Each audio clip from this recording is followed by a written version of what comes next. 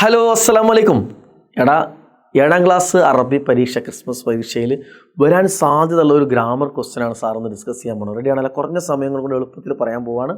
നിങ്ങൾക്ക് ഈ രീതിയിൽ ഒരു ഹുവ എന്ന് പറഞ്ഞാൽ അവൻ എന്നാണ് അർത്ഥം അറബിയിൽ. അവൻ.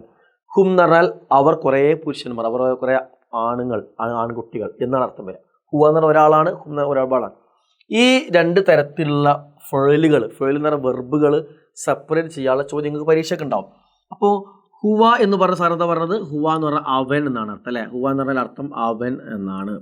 ഓക്കെ. ഇനിയോ ഹും എന്ന് പറയുന്നത് അർത്ഥം, ഹും എന്ന് പറഞ്ഞാൽ അവർ എന്നാണ് അർത്ഥം. അവർ കുറേ ആൺകുട്ടികൾ, അവർ അല്ലേ? ആൺ ആണ്. പെൺകുട്ടികൾക്ക് അവർ ഹും എന്ന് പറയില്ല. ഓക്കെ. അപ്പോൾ ഇത് രണ്ടും തമ്മിലുള്ള വ്യത്യാസം എന്താണെന്നുള്ളതൊക്കെ. അപ്പോൾ ഹുവ വരുന്ന മുലാരി ആയിട്ടുള്ള ഫേലുകളൊക്കെ നിങ്ങൾക്ക് പഠിക്കാനുള്ളത് എഫ് അലു രൂപത്തിലായിരിക്കും. എഫ് അലു.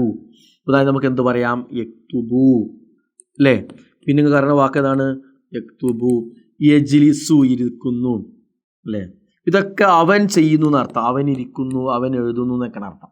ഇനി ഈ ഹുവയുടെ സ്ഥാനത്തുള്ള വാക്കുകൾ നമുക്ക് എന്ത് ചെയ്യുന്നു? ഹും, അവർ ചെയ്യുന്നു എന്ന് കിട്ടാൻ വേണ്ടി നിങ്ങൾ എന്ത് ചെയ്താൽ മതി? അതിന് കൂടെ പ്ലസ് ഊന എന്ന് ചേർത്താൽ മതി. അപ്പോൾ എന്ത് കിട്ടും? എഫ് അലുവിൻ്റെ കൂടെ ഊന ചേർത്താൽ എഫ് അലൂന. അപ്പോൾ അവർ ചെയ്യുന്നു എന്ന് അർത്ഥമായി അല്ലേ? ഇത് യക്തുബു അവൻ എഴുതുന്നു, അതിന് പ്ലസ് നമ്മൾ ഊന എന്ന് ചേർത്ത് എന്ത് കിട്ടും? യക്തുബൂന. അപ്പം എന്തായി? അവർ എഴുതുന്നു എന്നായി. യക്തുബൂന. യക്തുബൂന. ഇനിയോ യജ്ലിസു എന്ന് പറഞ്ഞാൽ പിന്നെ എന്താണ് അർത്ഥം? യജ്ലിസു എന്ന് പറഞ്ഞു കഴിഞ്ഞാൽ അർത്ഥം വരുന്നത് ഇരിക്കുന്നു എന്നല്ലേ? പ്ലസ് അതിൻ്റെ കൂടെ ഊന എന്ന് ചേർത്താൽ എന്താ? അവർ എല്ലാവരും ഇരിക്കുന്നു എന്നായി അല്ലേ?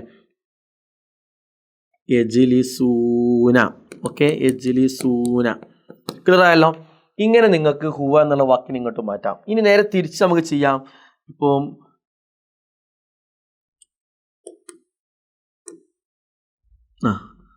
യദ്ഖുലൂന